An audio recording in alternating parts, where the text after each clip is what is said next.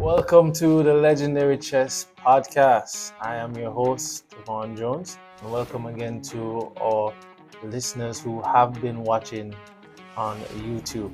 Our guest for today, he's actually ranked the third strongest player actively in Jamaica right now. He's going to share with us his humble beginnings, where he was before and where is he now, and what's his future going to look like. I want you to give a round of applause to our third strongest in Jamaica right now, Fide Master Raheem Glaves. Thank you for having me. Of course. All right, nice. So the first question that I tend to ask is why chess? This episode is sponsored by Ride Express Limited. Shipping to Jamaica just got easier. Well, every single person who is currently playing chess right now can relate to this. Once you get bitten by that chess bug, there is no going back. Seriously, no going back. So it all started when I went to St. Catherine. That was my first high school. Then I again transferred over to Jamaica College. But I met Mr. Leachman, who told me that there's a game that is better than draft, because that's what I was playing at the time. Okay, all right. I mean, he wasn't wrong. I mean, I found that out the hard way. Right. So, went to the chess club, decided to give it a try, learned how the pieces move, so on, so on. Okay, all right. And that's where the bug bit me. All right. So tell me, what drew you to chess? Aside from, your Mr. Leachman telling you that there was something better than it. What drew you and what kept you so passionate about the sport to the point where you are now where you are? Well, I love competition. So when I was just starting out, there was a lot in the club. So basically they would be like, Raheem, you're not good. You can't beat me. You can't do this. You can't do that. And I was up for the challenge. Okay. So a lot of the banter. Of course. Looking back, how was it like back then? Like, how was chess back then in terms of where it is now currently? Can you expound some more in terms of the playing, the players? Well, everything in general. Like, what was it like the chess environment, the culture? What was it like back then versus now? Like, how has it evolved from that time? All right, I'm going to touch on the playing aspect first. Well, we loved chess so much that the club would have been over. Let's say that the club is from 2:30 to 4, right, and even 8 o'clock we'd still be at school. Like, seriously. At St. Catherine, yeah. 8 o'clock playing chess, trying to learn the things here and there, getting to improve, go home, do some homework, come back, challenge. So that's for the playing aspect. The culture was very competitive, right, if I was supposed to say. Tournaments, but then I wasn't entering so much. There was the high school tournament though, which decided which was the best school, right, in chess. That's when St. Jago was like taking everything. Okay, all right. So, by my presence on the St. Catherine team, we had to give them a run for their money. All right. I actually remember a time when I was at Calabar, we would like skip classes just to play chess. I remember we were actually hiding away in the chapel just playing chess. So I remember those moments where chess that bug that you talk about, that bug really was a thing back then, man. Well, we don't entertain skipping classes, but yes. No, not anymore. We don't sometimes. Don't do that.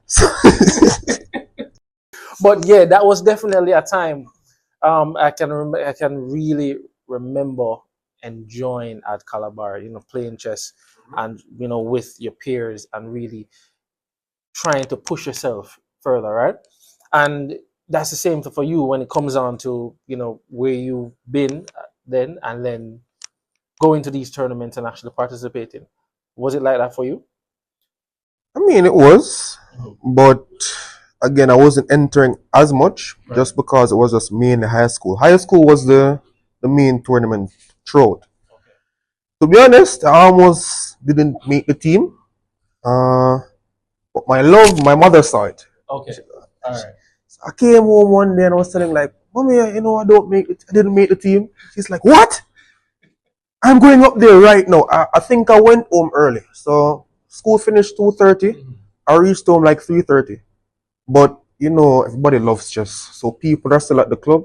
My mother made sure to put on her clothes, packed the stuff, and went to the school to talk to Mr. Leachman. You couldn't go there without any clothes. But I understand. I understand. Right. So she understood your passion for the sport, and she went out her way to make sure that you got the opportunity to play for the team. Put it this way, I had to be on that team. Right. Had to. She went there, spoke to Mr. Leachman, and he's like, why aren't you giving my son the chance to play? And I was just sitting in the back row and waiting for Mr. Leachman to say, okay, come on the team now. Right. But I found out the hard way that that's not how chess works. So he was explaining to my mother, and that's where my first goal kicked in, where I had to, quote unquote, beat somebody in the chess club to get a chance to play on the team. Meaning I had to take somebody off the team. So the team had 4 players. I had to be stronger than one of the persons on that team to get their spot. Which makes sense. So I had to start challenging everybody. So I'm like, you here play, you play, and it luckily there was this one guy that I managed to give him a piece of my boot. And I made the team. Right. And that was literally what changed my life or my views towards chess as well. Right. Because the minute I entered that tournament and I won a few matches, there was again just no turning back. Amazing. And just to actually just take a step back, the energy, the effort that your mom put into making sure that you got that chance to really push yourself. Do you see that happening currently now in terms of parents being instrumental in really pushing their children into the sport? I think that some parents don't understand the advantages that chess brings. Right. So at first, they're a little skeptical, and then once they start getting into the chess environment, that's when they actually start like piling it on. Right. So even when I was going to tournaments, again, not much, but I managed to get let's say a board prize. I was the best board 4 when I was playing. Okay. All right. And that, quote unquote, when I brought that medal home, she looked at it and she's like, nice. Okay, nice. So now, from a medal you get from being the best board 4, now you are Fide Master. How did that came about? Like, where did that happen? Where that took place, and what was the struggle, the trials that you had to go through in order to reach that title? I have one word. It was fate. Absolute fate. That is the word of the day. Like literally, once I started playing and I started to get a little bit more comfortable with the pieces, everything just started to make sense on the board. So obviously, I had to put in like some serious work ethic on that as well. But just playing, like people know, like every single time you try to improve an area here or there, and you just see yourself in the clear, like I'm trying to put it in a way in which you can understand. It's like you know that you're on the right path. Okay. So my journey to chess, like even my earlier times, I don't think there was anything that was in my brain mentally to say, all right, stop this here, stop that there. So I was just having fun. So for you, chess is life. Chess, it just flowed into your life just smoothly. Everything just connected. Yeah, it's exactly what I was saying before. Like once I started, I just could not stop. Like, could not stop. Like literally. All right. So when you became Fide Master, what was the feeling? Like, what did you feel finally becoming a Fide Master? How was that for you? It reminded me, again, just like the first time I beat my coach in the chess club. Yeah. I just took a week off. Like literally, I was there. My goal was to beat the coach. He was like I couldn't beat him. And the minute that happened, Yeah. I just stopped playing chess for one straight week, just to let that beating soak. Just Just marinate. marinate the beating. And then same thing for like the title. Yeah. I wouldn't say that the ego was like extremely high, but yeah, I definitely had ego there where nobody could speak to me. Right. I have a title, you don't. You stay over there, I am over here. And from that, I just went on like this big winning streak, which got me further and further up in the ranks. Just crazy. All right. So how many tournaments have you won? Like national tournaments? How many national tournaments have you won to secure yourself as the third highest, third strongest? Many to be honest, Can't count. I wasn't even counting though. But you have the trophies though. Yes, Sure. my trophy cabinet is extremely filled. We sometimes okay, let's say that there's even a slight doubt in my mind that Right. try to step back a little bit and look at that trophy case. Yeah. Everything goes back to normal. I'm like, yes, I am the champion. These are my trophies. All right. But I know, but everyone, even in the sport that they love that comes so natural, there has to be some level of trial, some level of pushback.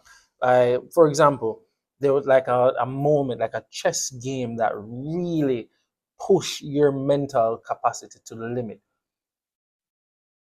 Tell us a story about a moment like that. I'm going to give you two. Okay. So, again, when I was just starting up, there wasn't much because it was basically fun and games. Right. Once I took this as like a full-on career, Mhm. that's a different story. So the openings, most people who know me, like really know me, knows this today. It's that my openings, I learned them the hard way. So I didn't go through any books, nothing. It's just trial and error. Just go into tournament, get kicked, come home, do homework, come back to tournament, Get kicked again. get. I think up to a point I had no teeth left. Literally, I just had to try again. But Right. the minute I actually got all the pieces to the puzzle, there was no going back. So there was this game that actually pushed me. I think it was with Joshua Christie. That's the first one where I was winning. So before I was like, Joshua is a little bit stronger than me. I must humble myself. Right. I'm going to beat him eventually, but not today. Yeah. But I'm going to try my best. But again, fate gave me a winning position. Defied all odds, and I was saying, all I need to do now is to convert this game. Long story short, I lost. Like, bro, I think I went home the day and I was watching TV and I just had to like turn it off. And I can't believe I missed that move. I was furious, like literally furious. And that was I would say the game that actually pushed me to like fully focus. So that was your turning point into taking it just a tad bit more You serious. know, like when you're taking something serious and then you get hit Right. and you find out that you need to do more work. Right. That was me right there. Okay. All right. So won all of that. Mhm. Played him the next time after that, Mhm. and obviously I beat him there. Obviously. Then fast forward into the future. Right. I wouldn't say I haven't played in the gyms in like real life before then. Went to Bahamas. Okay. And I managed to play two gyms. The first one, I mean, I didn't even stand a chance. Like, I got my teeth again removed, like free dentist appointment. Quite naturally. Yes. So I then tried to focus because, again, I believe in fate and that I must do this. Right. So I played the second game. I'm wondering if his name was like Cosine or I don't even know. Right. But that game, winning again. And this GM just started crying out of nowhere, like, like some fake tears coming out of his eyes, looks extremely depressed. And I'm like, yes. And this is a grown man. Grown. I can say that Fide Master Raheem Glaves, made a grown man cry. But Wait, I am. You think that's something that you should be proud of? Of course. All right, okay. We'll work with it. They say that chess is just over the board, but trust me, I can inflict physical pain when I'm moving these pieces. Literally, no. Right. Trust me, you should see some of my games. But was winning. This GM started crying. I'm like, yes, I dropped my guard. Okay. I literally dropped my guard and felt a little bit sorry for him. Played a move thinking that I was again converting, and the GM just jumped out of his chair and he's like, yes, I've got him. Like, all the tears gone. 3 moves later, I had to resign. Like, literally, just one move I blundered, that was it. So this is what you do. You just feel sorry for players. No, but again, it was a lesson I had to learn. Right. But I'm over that now. I've never seen that before. So you're saying that since that time you have never felt sorry for anyone again? I wouldn't feel sorry for them to the point I would lower my guard. Okay. Yes, yes. All right. But chess is a game of war. There are 3 results: win, lose, or draw. So there's a little leeway. Win, lose. Win, lose. All right. I know that you are getting ready to go to the Olympiad, which is in Budapest, Hungary, right? Is this your first time going to play for Jamaica at the Olympiad? I've been invited before, but I had work at the time. Okay. So now my time is a little freed up. All right. And yes, I will. It's my first time. All right. So Budapest, Hungary, Olympiad. Yes. What's the feeling like? I mean, you're not there yet, but going to represent your country and to play in the Olympiad, which is the biggest chess tournament of its time, second to the World Championship. What's that feeling like for you? Like, where your headspace is? What's your plan? What are you going to try to accomplish? For me, I will just make sure that history does not repeat itself. GMs will be across my table for kicking, and they will be kicked. Mentally? Of course. Yes, mental kicking. They will be mentally defeated, and I will come out victorious. It's a team sport, and we have literally 4 titled players, all Fide Masters, 1 to 4, playing. Shreya Smith, Joshua Christie, myself, and Jaden Shaw, and Darren McKennis as well, which is a Fide Master elect. So put it this way, we have Jamaica's 1 to 4, top 1 to 4 players representing right now. That's good. If that's not an indication that these people abroad need to fret, I cannot put it any clearer. Right, definitely. So we definitely have a great lineup of talented players going to represent. Pure talent. What are your expectations? Do you have any expectations of how we will perform? I've been told to just make sure that I win my board and let my teammates win theirs as well. Okay. So that's the mindset going in. But trust me, at certain points in time, you're going to have to glimpse at your opponent's board to see if you need to press for a win. Right. Especially if the game is a little bit drawn or so. Let's say that you need a win to actually push through the next round here. So it's again still trying to play individually to win on your board, but it's again a team sport. Okay.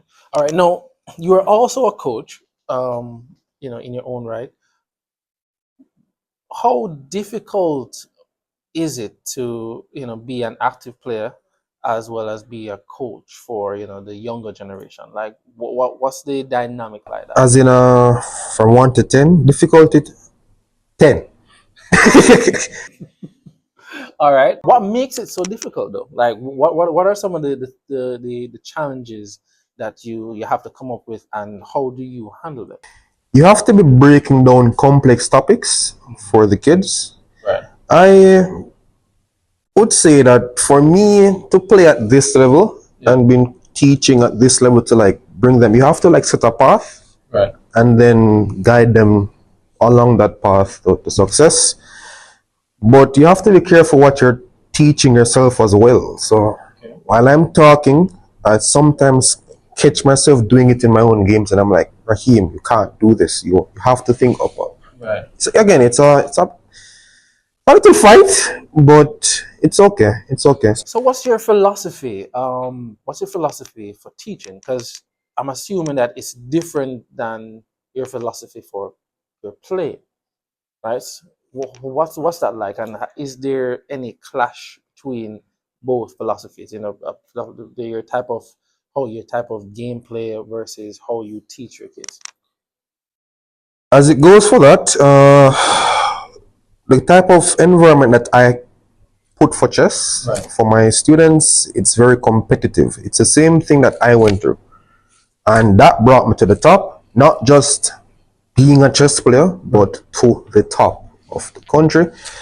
I think everybody needs that push. So with this, like, you want to have kids who are again low ranked, middle ranked, top ranked, and they just battle it out. So like this guy is trying to reach to the middle section is trying to reach to the upper, and again, I am the final boss. If you believe that you have surpassed every single person here, I am known as the humbler, which puts them back into the nest and give them their homework there. Understood. So, what's your what's your goal? No, are you looking to, after Budapest? What's your goal after that? Do you have any goal that will, propel you further in your career as a player, or is it more about coaching? Everybody wants to become a GM, Right. but the resources that are needed are it's crazy. It's crazy. There is a recent program that was it? Yeah, I think they have a program now that is like GM in 10, Right. but it's for the kids. Okay. That's one. I do see myself pushing for the GM title, but I have to be a little bit realistic as well. IM is definitely in the clear, Right. but if presented with the opportunity to become a GM or even furthermore, like super GM, I would take that opportunity. You mentioned that resources is one of the factors that is hindering yourself, and I'm assuming a lot of other top players, right? Are there any other factor that is preventing you from really pushing for that GM title? Time. When you're young, you have a lot of time. As you get older, it gets less and less and less and less, where you have to start making a little bit more difficult choices, which is why everybody is getting pushed to get it when you're young. Right. Not saying that you can't get it when you're older, but there's a lot more better when you're at a young age, right? Right. So trust me, because for me, I got this title when I was 18. So you could see it again. For me, it was just play, play, play, enter tournaments, train. That's it. Right. No responsibilities. Or little to none. So get it. So it was a lot easier back then than it is now. Got you. But experience is on my side. So that's it. All right. So before we actually finish off, before we actually finish off, right? We're gonna actually just run some questions by you quickly. So first off, what is your favorite opening for white, favorite opening for black? I used to play e4. It is a good opening, but c4, as in one pawn c4, got me this FM title, and I have never looked back. Are you sticking to it? Sticking to it like glue. But I play almost anything. Again, that's the thing you get with experience. Right. You get to play every single opening, but it's just that my personal favorite Right. is with one pawn c4. I have literally caused my opponents to catch asthma on board. Like one c4, they start coughing. Finished. This one giving people. All right. Do you have a chess role model, or idol, and who would that be? Magnus Carlsen. Okay. All right. And if you were to play a famous, person, past or present, who would it be? Magnus? If it's past or present, then I would say Mikhail Tal. Okay. Mikhail Tal is a magician from. Is it?